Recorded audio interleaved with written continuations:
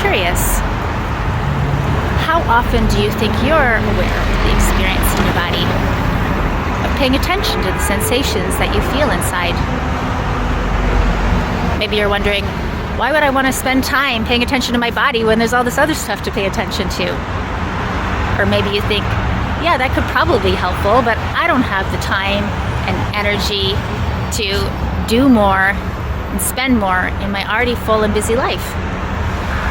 Well, welcome to Soma'ing, the video series where we explore how and why cultivating the capacity to pay attention to our bodies actually makes a difference in everything that matters to us, and provides you with practical tools that you can use in your life.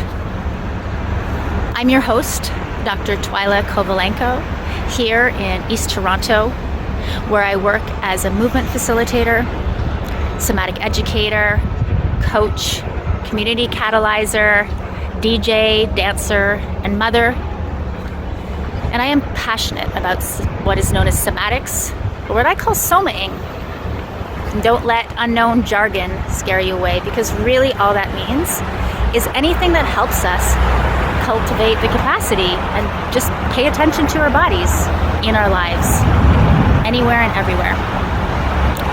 So join me as I interview some people working in the area of Soma'ing, where they're sharing their stories of how being able to pay attention to their bodies has made a difference in what matters to them, and where they share hands-on practical tools that you can use in your life to make a difference in what matters to you and bring it to your personal life, your family, your communities, and the world.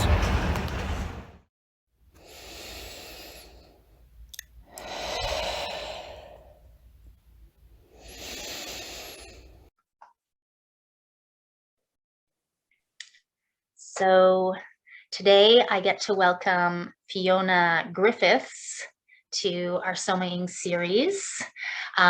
So Fiona is someone that I've had the privilege of working with as a teacher.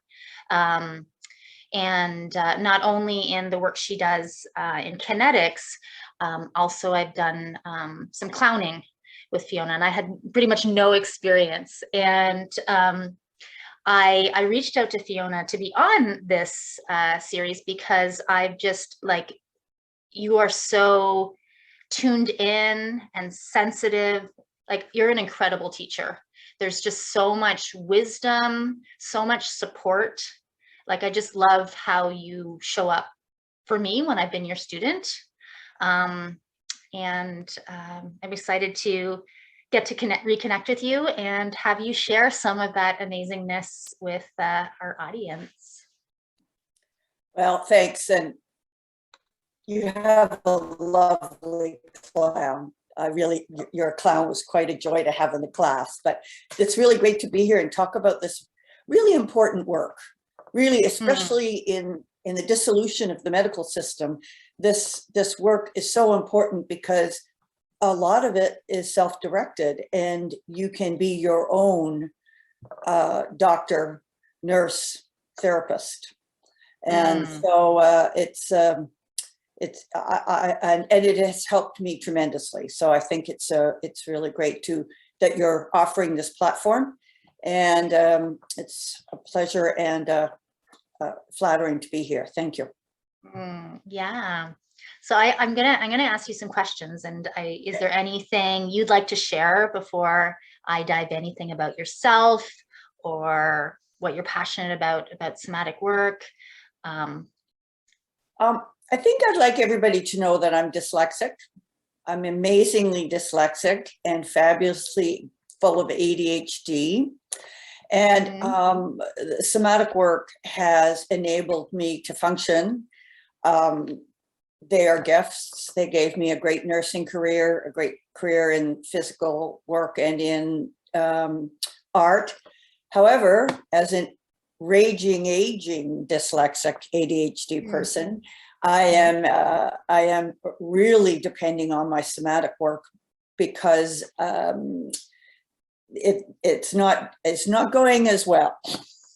The aging process, the differences have caused some anxiety for me.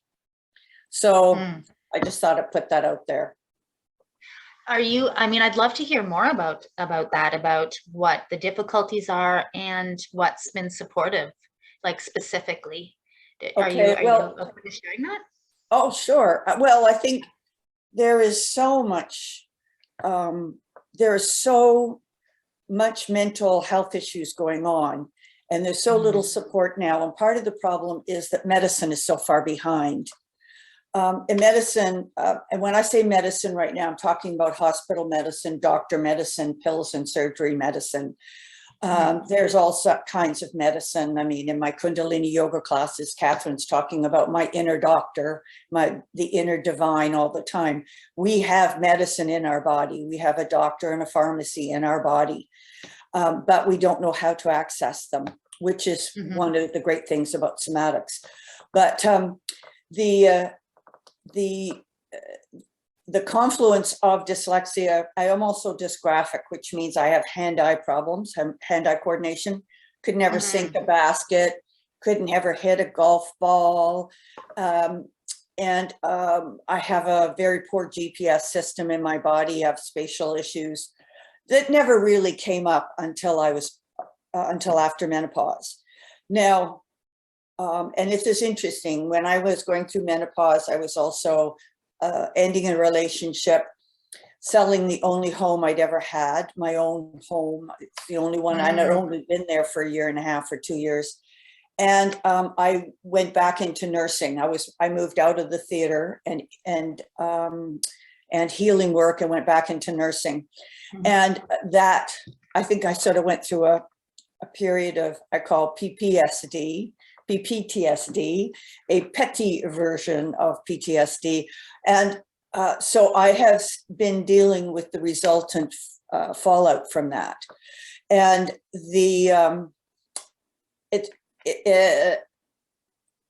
being able to have had that somatic background in such a depth that I did, because I learned it from very many different people. Linda Putnam in my acting work was working in a somatic way with acting training and with performance. Richard Pachenko in his clown work was all about communicating with yourself. It's all about that internal understanding and taking that out into the world. And then also my kinetic, Elaine Saltonstall, Elaine Summers, Ellen Saltonstall, Robert Harris for craniosacral. So I had a wonderful opportunity to look at being the somatic world from 3 different levels. And I also used to go and hang out in the morgue when I was working in a hospital, and I did a lot of cadaver work there. So that also helped. But having some of these skills, I was able to meditate or self-talk, or I lie on a ball or lie on a noodle, and I was able to do these things that enabled me to calm down, enabled me to refocus. And then I have the wonderful Ursula, who's a Jungian therapist and worked with Marion Woodman. And so I'm also on a spiritual journey. And that spiritual journey really, really confirmed for me that was the missing part of the somatic world, is that spiritual connection that I have to my heart and my soul, as well as connecting with the 5 senses and looking at the world through the heart and the soul, and noticing people in a different way. So that, and then I had to have the compassion for outside myself. And then I began, well, actually it was Ursula, where's the compassion for Fiona? So I started to work on the compassion for Fiona. And so having skills, and it was such a gift. And also I think that if there are guardian angels, if we do have fate, if we're on a path, I think that the accumulation of these skills was to help me in my present situation. And it was helping me all along. It's helping me all along. It's really benefiting me now.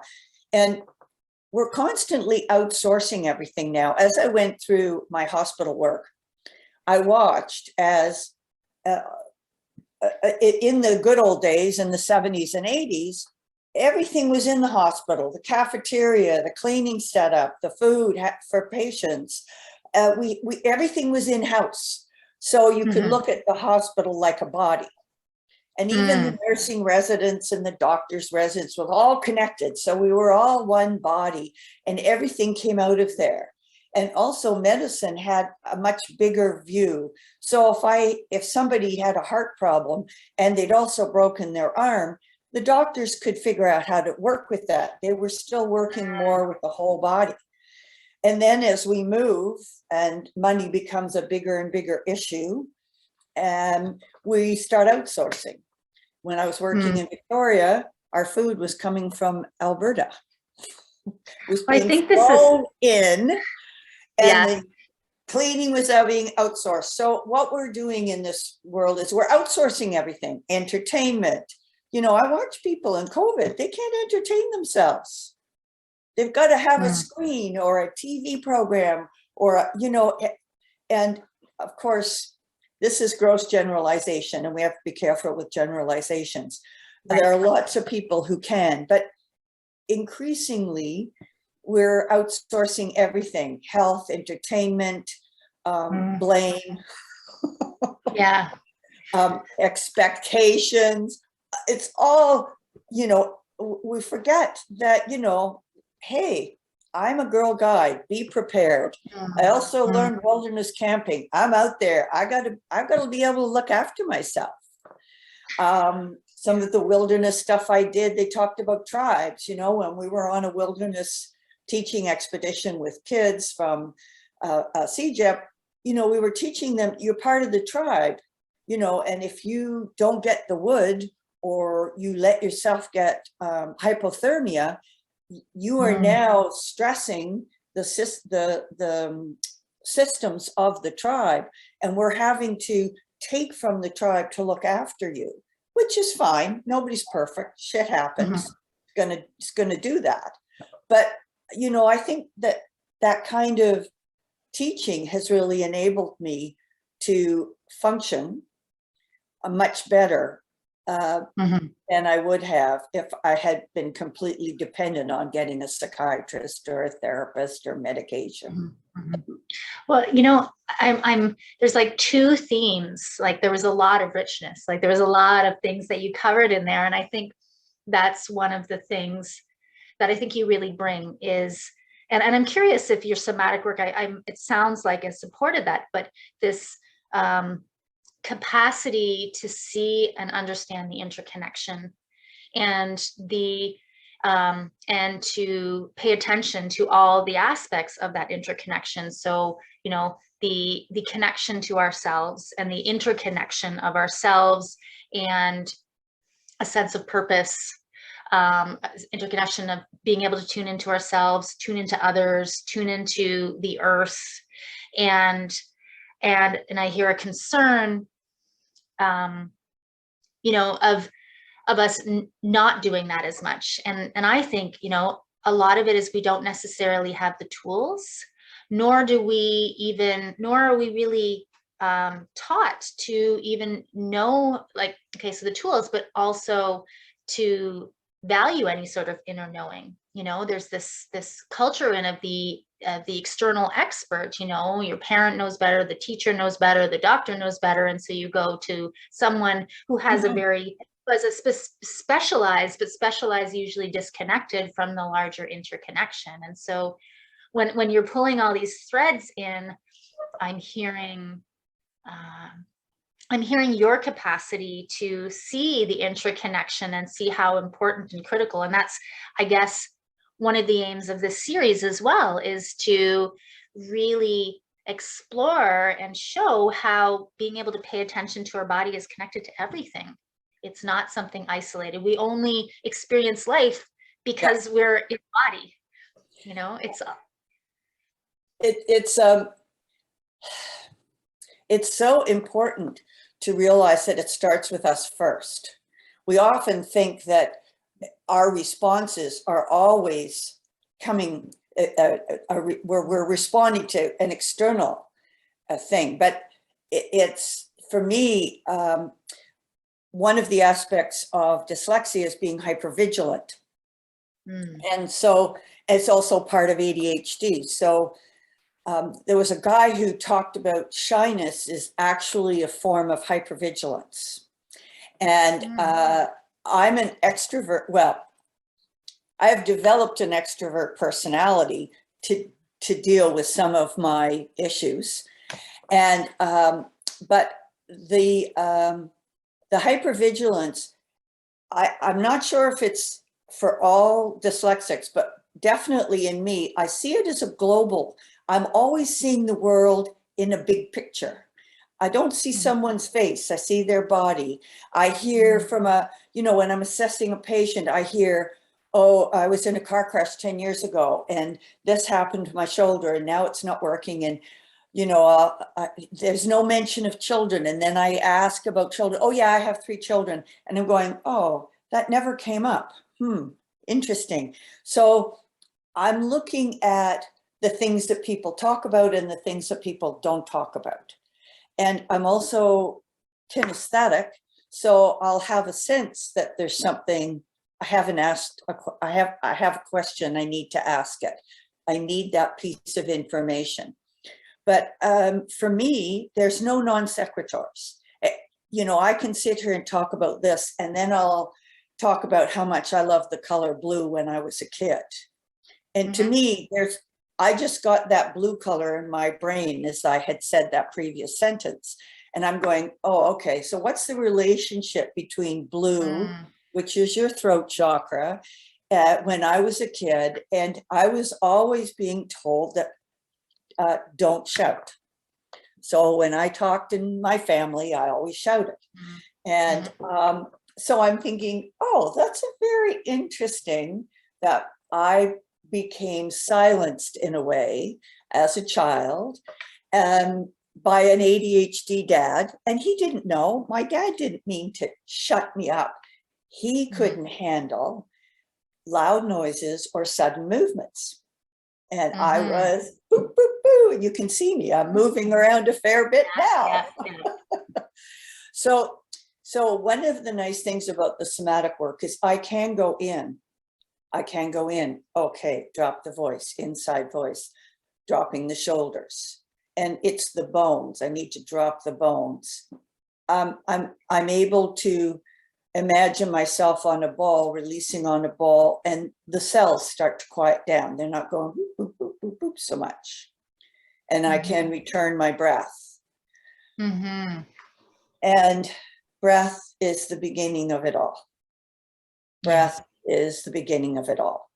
To be able to sense your breath going in and coming out it's a great part of the Bartinieff gang. Nadine Saxton really taught me the importance of breath. And so I went to the doctor. My blood pressure is 140 over whatever. And I'm going, oh, well, that's too high. So he just sits and talks to me. I do my deep breathing. He takes it again. It's 118. So, just breathing, I can drop my blood pressure. And we're, I wrote some things down, trying not to go crazy, but we do have these 3 systems: sympathetic, parasympathetic, and enteric. And breath affects all of them. And these systems are integral to the proper functioning of our body, mind, and how we are in the world. And so for me, one of the things that we're all doing is waiting to exhale. I love that song. Tony Braxton got a Grammy for that song 100 years ago, but it's a great thought, waiting to exhale, and we're so many clients, when I get them on my table for cranial sacral, I can feel they're waiting. The cells are waiting to exhale. The lungs are waiting to exhale, because we're hanging on to things. We're accumulating stress, and our system is actually, that's why the British have tea, and people would put up a barn and have a big happy meal and everybody would dance. It was a way of exhaling. And we're getting further and further away from that. And this little fucker here, this screen right here, this little bugger here, it's making us stupid. I don't have a cell phone, so I'm showing you a portable, but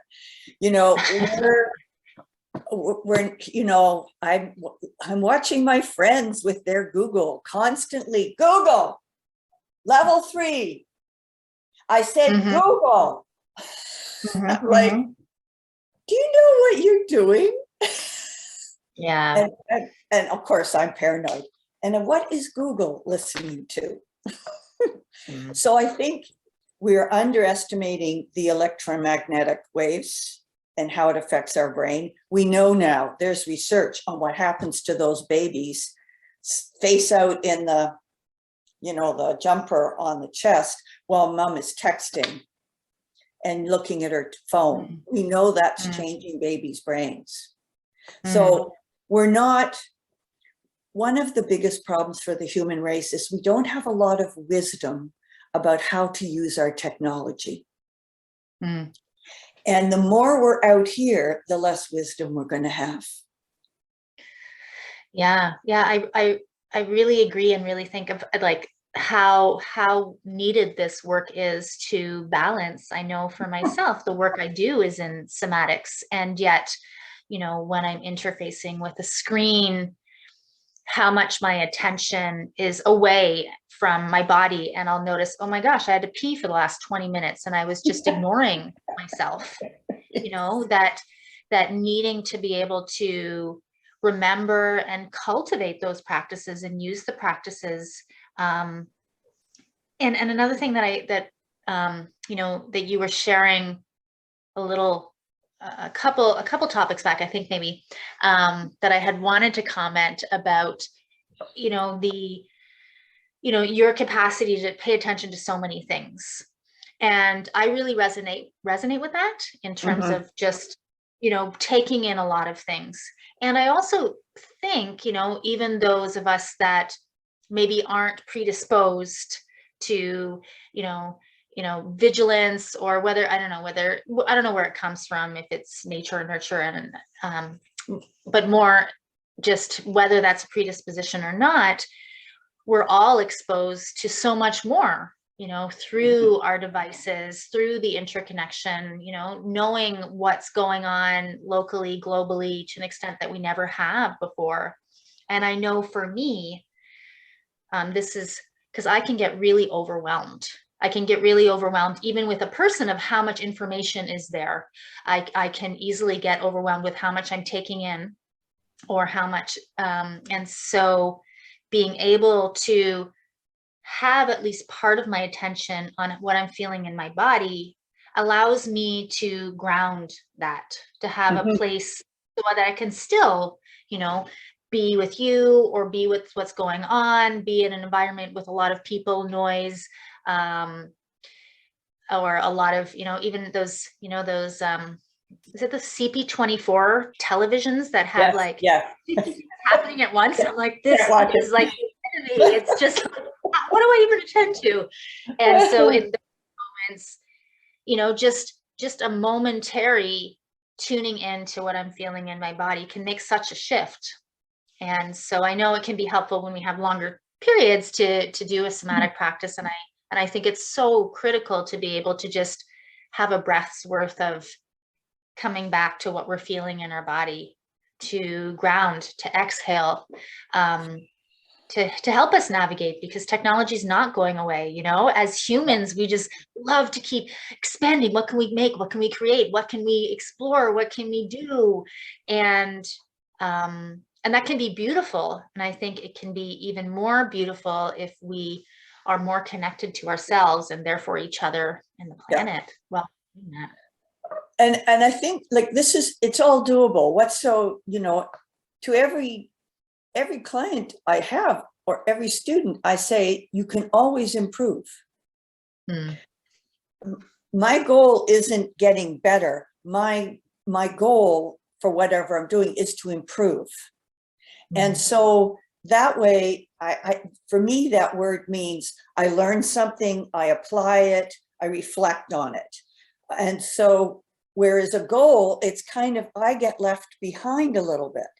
And, you look at kids, you look at the Olympics I'm a big jock, so I watch football and rugby and not hockey, and all the athletics that are in the Olympics and stuff. I spend way too much on my cable TV so I can watch all these sports. But I wasn't very good hand-eye coordination, but I could tackle.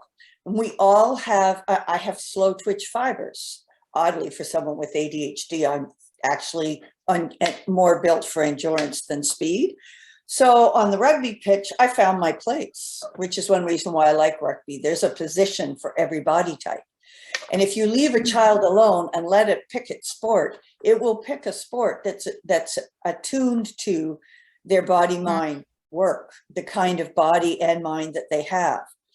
And so I couldn't handle solo sports. I couldn't stand the responsibility. I didn't understand how to win, but in a team, I could function. And so it's very, I wasn't ballerina material, partly because I couldn't balance. That is a symptom of dyslexia. I had terrible balance, and I don't know my left from my right, and I couldn't turn. I would sort of lose myself when I turned. And so I can't do IMAX. Couldn't watch early cartoons because my body would be everywhere. So, but modern dance, contact improv, those things were fine for me. So I think we all have talents. We just have to find out where they go. And I think that, we've been given all the tools we need. We don't have to buy anything. We've been given the outdoors. We've been given places to run, places to sit, places to stretch.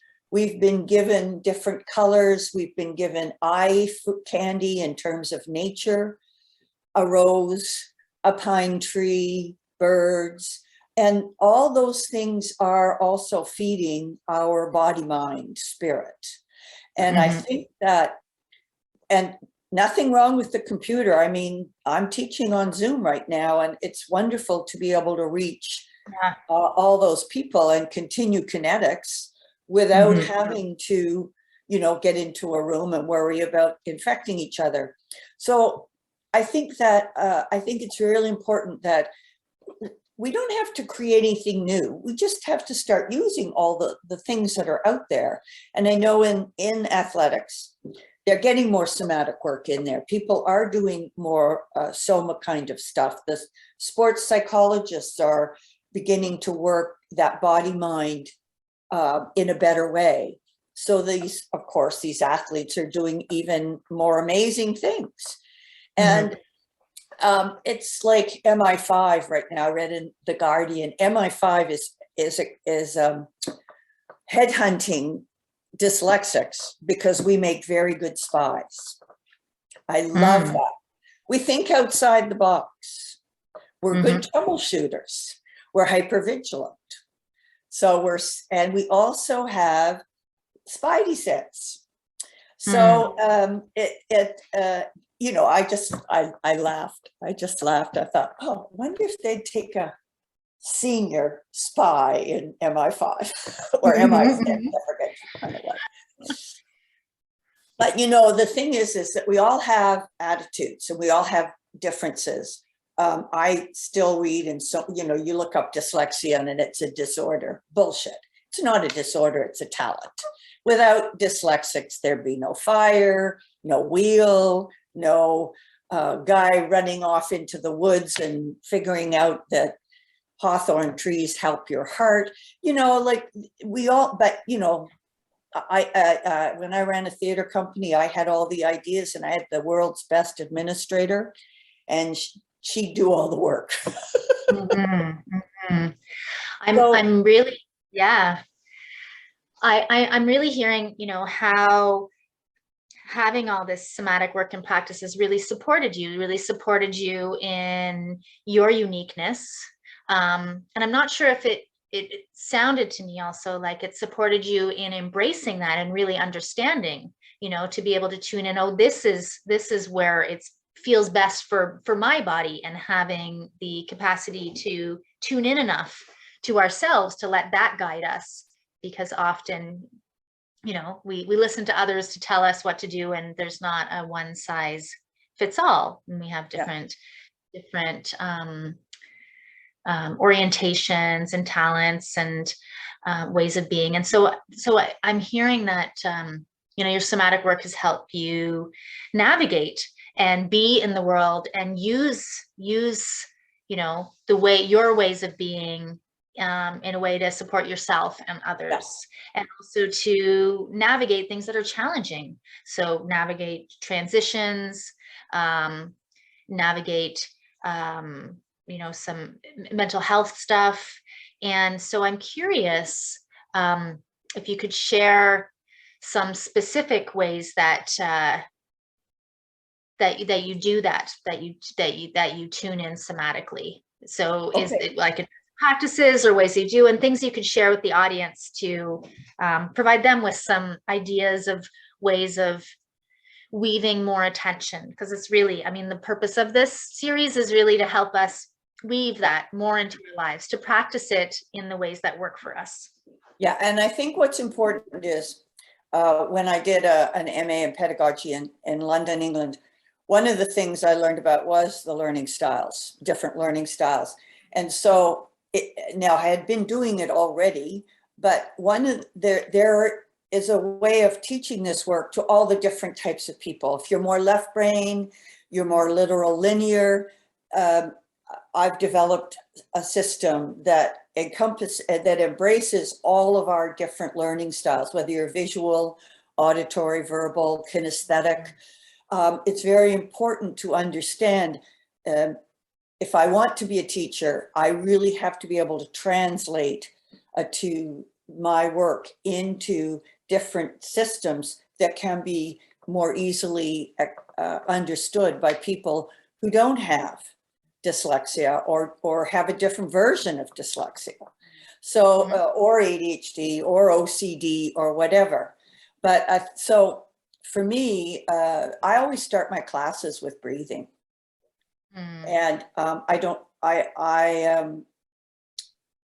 and so the idea is just to lie in a comfortable position, and to have your hands on your body as opposed to on the sides of a chair, just to have your hands in your lap and to close your eyes and take a moment to, I call it being there, to just be there.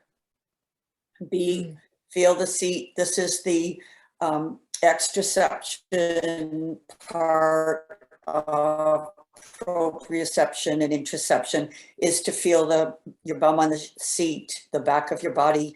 So first of all, you check into the weight of your body, touching the various things, the feet on the floor, your hands on your thighs, and just bringing you into that. And then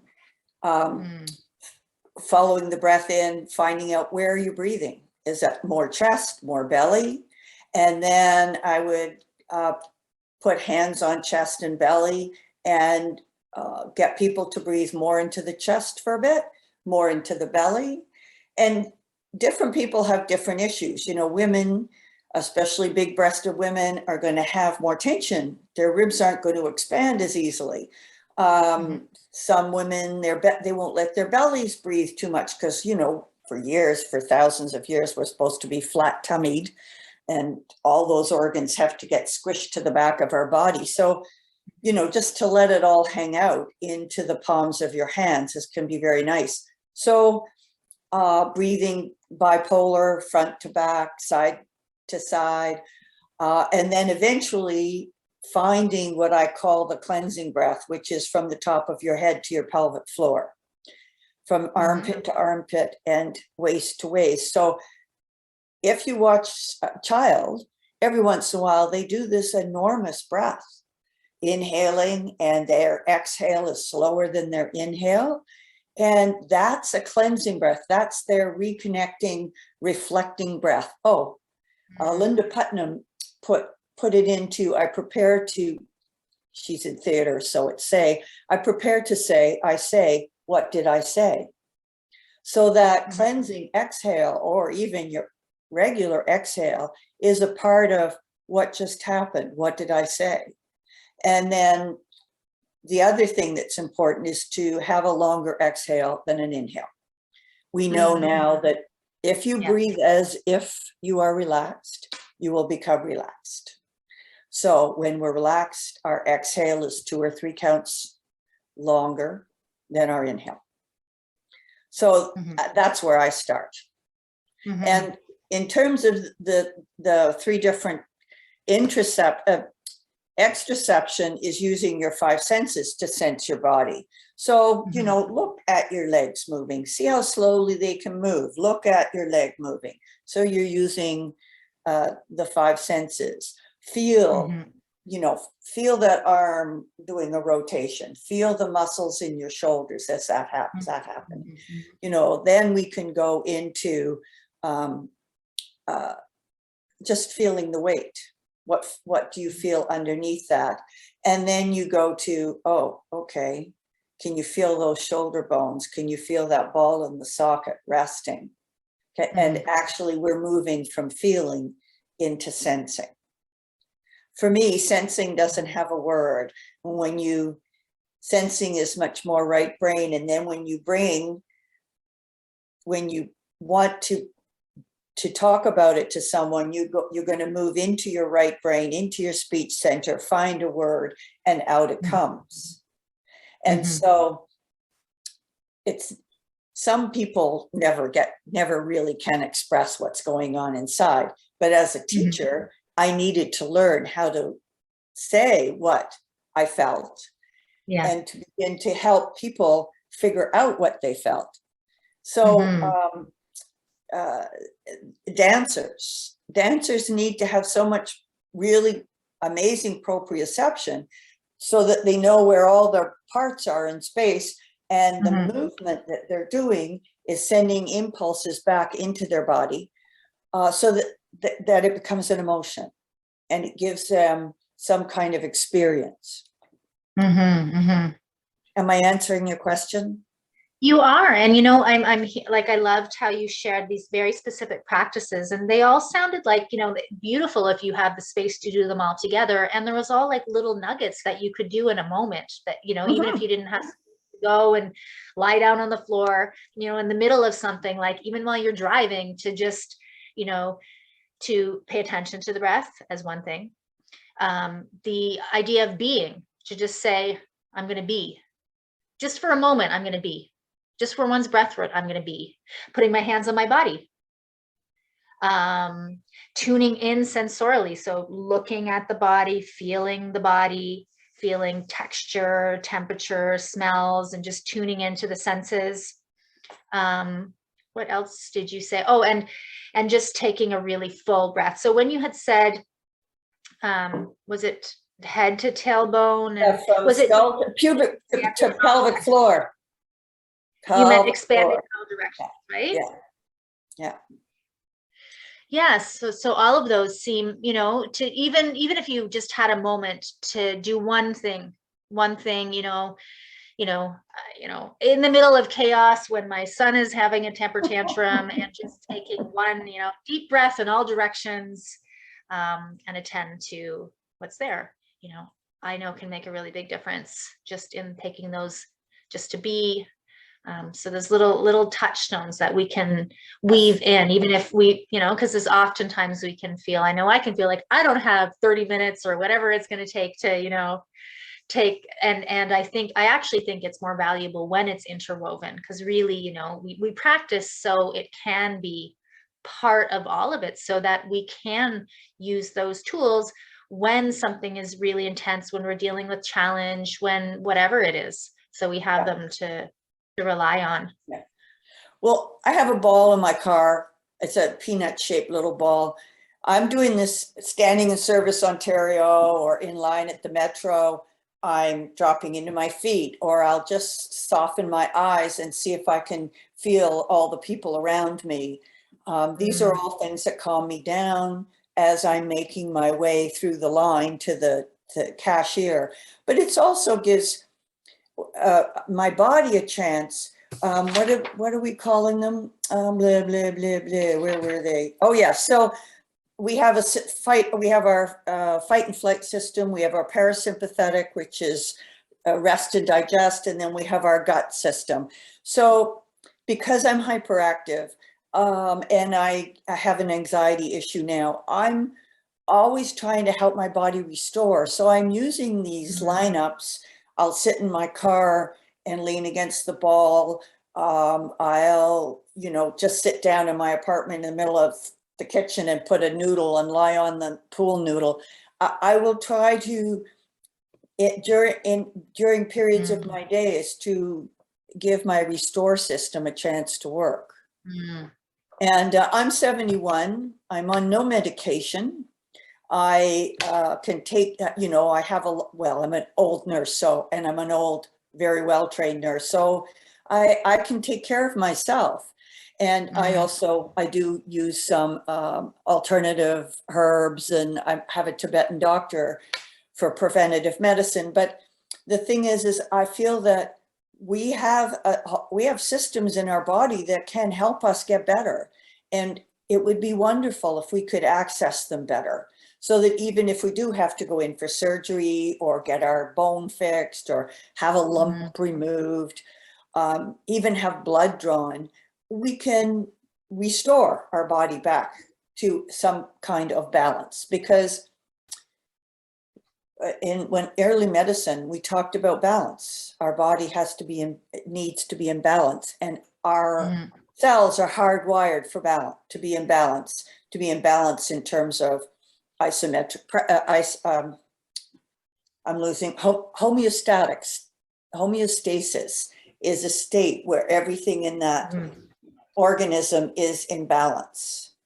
And, when we go out of, we have to go out of balance, but we do need to allow our body to come back into balance.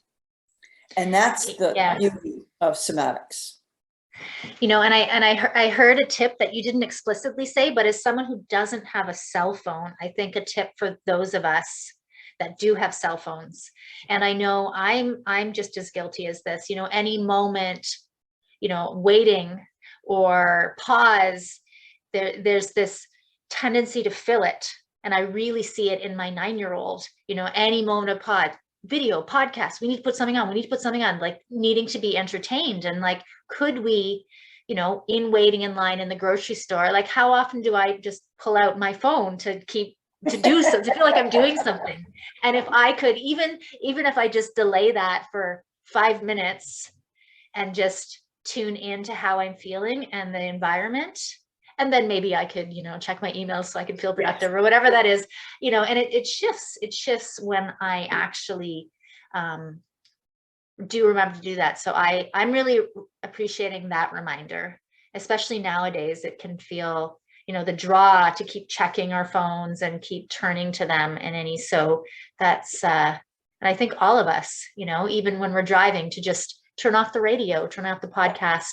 Maybe you don't want to turn off this podcast, but one of the new things that's coming out, it's in part of it came out of looking at kindness and how kindness interacts with the body, mind, and spirit. So the restore part of your body actually responds better if you're in some kind of gentle movement. So say you're in a hot tub with nice gentle jets, that kind of movement, you could just be, I sit on a ball with my legs close together on a, ball like that, and hands on and I close my eyes. So my body is in this very gentle balancing action. And I'm not making it happen, but my body, I'm sort of imitating it, is just you know, and it's returning me to center all the time. That is enabling restore to go on at a much higher pace than if I'm trying to lie still. And we can't lie still. There's no still. Get over it, because all your muscles are moving in a random pattern in your body. So there is, and your breathing and your heart's beating, and your, you know, hydrostatic pressures are causing interactions between cells and interstitial fluid. So there's all, this is huge, as I showed you, you know, in our body, we're constantly going from chaos to order.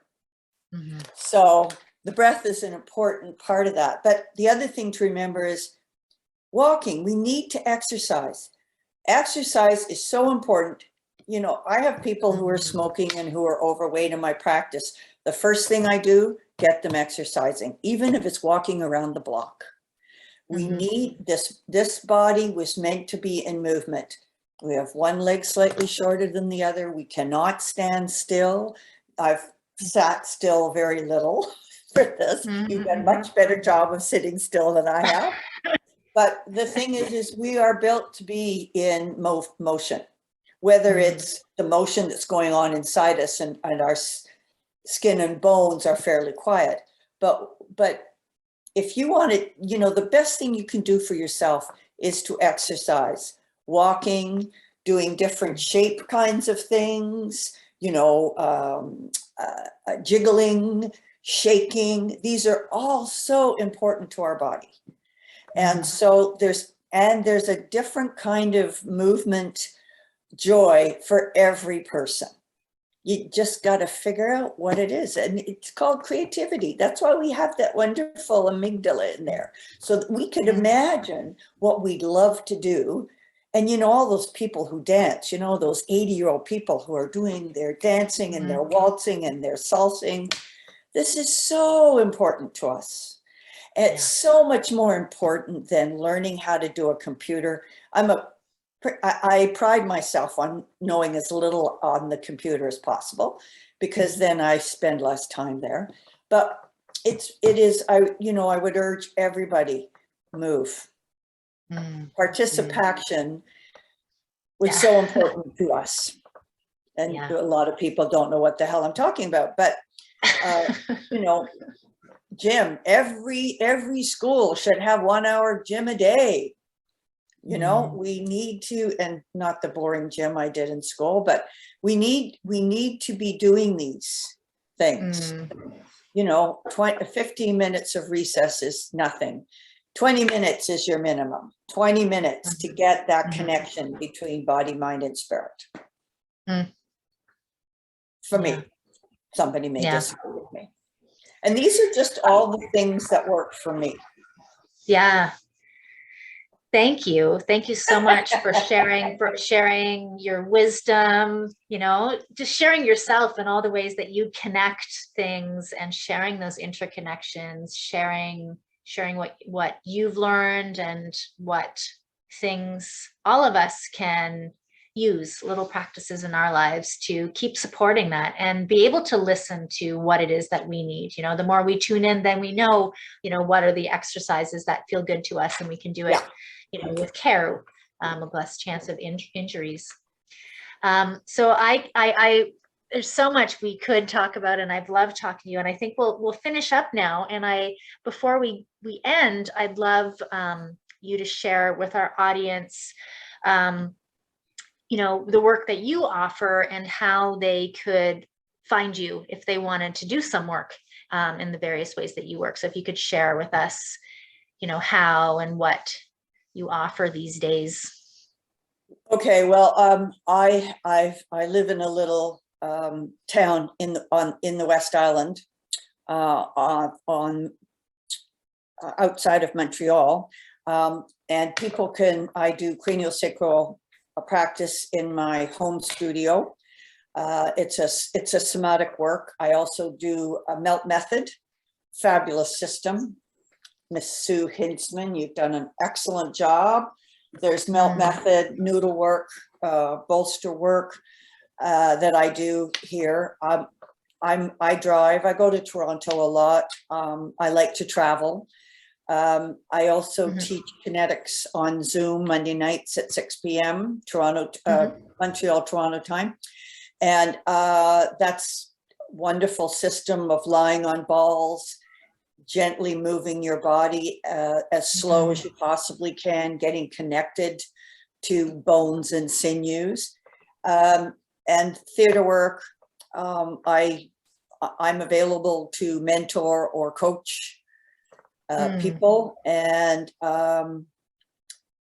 also I'm a nurse consultant. So if people have medical issues, I'm starting to do a lot of work about the dilemmas of inflammation and the fact that medicine is not paying attention to inflammation.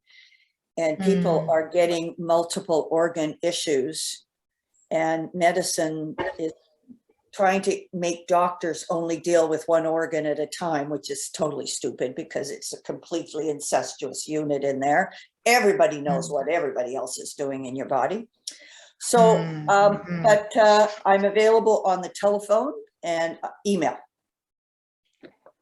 Should I give my email? I'll share it. I'll share it in the text. And I don't put my phone number on there, but if you email me, and I don't explain, writing's getting more difficult for me. I don't explain on email, but if you send me an email and you're interested, send me your phone number and I will call you and we can chat. All right. Okay. Awesome. And well, thank you. Yeah. Thank you for doing this. This is really important work, Twyla, and it's really great that you've developed a portal to get it out there, because we need it so much now. Yeah. And you know, we need the reminders. It's you know, it's a practice. It's not we do it once and we're done. You know, it's I like, even I love doing this because it just keeps reminding me, because it's easy to forget, and then I remember, and then I get distracted by something else, and then I attend to my breath, and it's like a continual weaving in and out. And you know, we're designed to shift our attention to different things, and as long as at least some of our attention can be on our bodies to balance out all the other places that our attention is going, I think is necessary. Can I read a quote, one quote before we go? Yes, please. Okay, this is from Thérèse Bertherat, from a book called The Body Has Its Reasons. It's also Messier method. Messier method came out of the Messier method in France.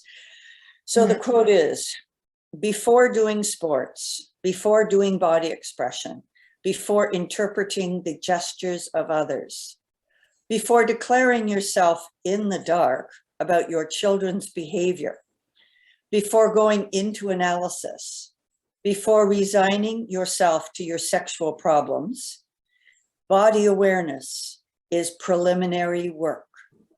As a painter prepares his canvas, a potter her clay, we must prepare our body before using it, before expecting satisfactory results from it. It is the state of our body, a priori, that determines the richness of our lived experience. The awakened body takes initiatives, is no longer content to receive or to put up with. When we live in our body, we give body to our life. Thanks, Therese. And thank you, sweetie. Fabulous work. Thank you. Thank you.